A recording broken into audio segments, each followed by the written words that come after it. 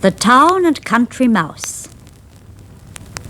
Miranda was a pretty little country mouse, and she lived in a tiny house on the edge of a cornfield. She was always bright and happy, and each morning she swept out her house, and when she had finished she put away her brushes, mop and duster, and opened the door to let the sun stream in. Just outside grew a beautiful red poppy. "Oh," squeaked Miranda, "how nice of you to grow just there. You'll make a wonderful sunshade." And she settled herself beneath it, looking very pretty indeed. But she hadn't been there long when she caught sight of a rather fat little grey mouse pushing her way through the grass. "Why, it's Lucy! Bless my whiskers, it's Lucy!" And Miranda jumped up to meet her cousin from town. "How lovely of you to come and see me. This is a nice surprise. Now sit here under my sunshade and rest, while I get you a glass of my homemade barley wine." Miranda bustled into the house, and soon came out with 2 glasses of wine, and while they sipped, the 2 little mice chatted happily together. Lucy had moved into a large house in the town, and she enjoyed telling Miranda all about the exciting times she had. "As for food, my dear, why, you know nothing about living, tucked away here, with only corn and barley and corn to eat. I dine off bacon and cheese, biscuits and cakes." "Oh, scrumptious," said Miranda. "I suppose I do live a dull life." And for the first time, she didn't like her own little home one bit. "Why don't you come and stay with me for a while, my dear? There's plenty of room, and we could have such fun," said Lucy. "Oh, could I really? That'd be wonderful." And Miranda bounced up and down, twitching her whiskers. Very soon the 2 little mice set off, Miranda nearly bursting with happiness. They scampered through fields and ditches till they came to the road leading to the town. What a noise there was with the buses and cars and the tramping of people's feet.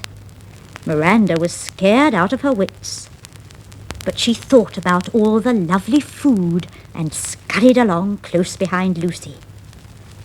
Suddenly Lucy darted through a gateway, down some steps and through a hole in the wall. "Here we are, home at last," said Lucy. It was so dark that Miranda couldn't see a thing. Then her eyes got used to the dim light, and she saw they were in a long, narrow passage. "Where's the cheese?" she whispered. "Oh, that's in the dining room, but we must wait till the family has finished before we move in." "I see," said Miranda, but she didn't see at all. She had no idea what Lucy was talking about. Presently there was a scraping of chairs and a scuffling of feet, followed by the slam of a door. "Good, now for our feast," said Lucy.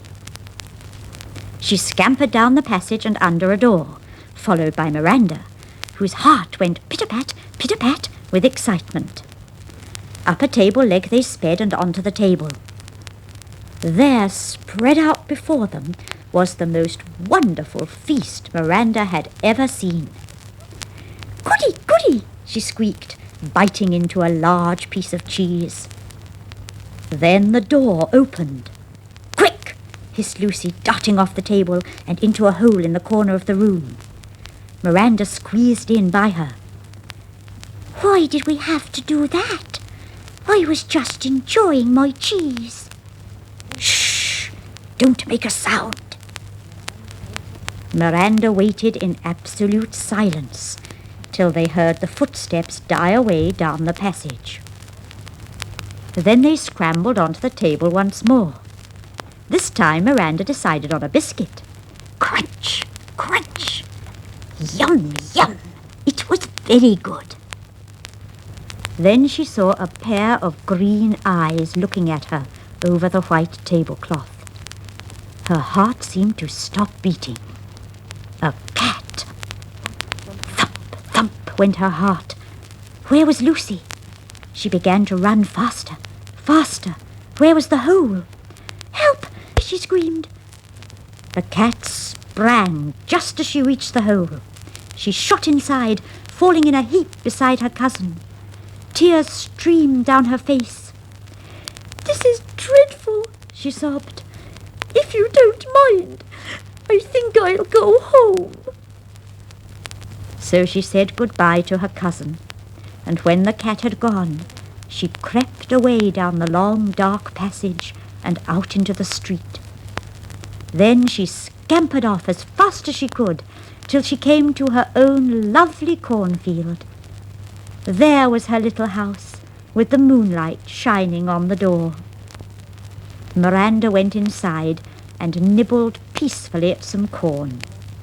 And never, never had she enjoyed anything so much. The moon slipped behind a cloud and threw down a soft velvet shadow, making a bed into which Miranda crept, feeling snug and warm and safe.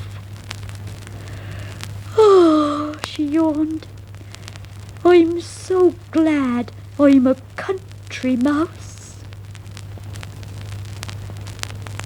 So you see, it's not always the rich things in life that bring you happiness.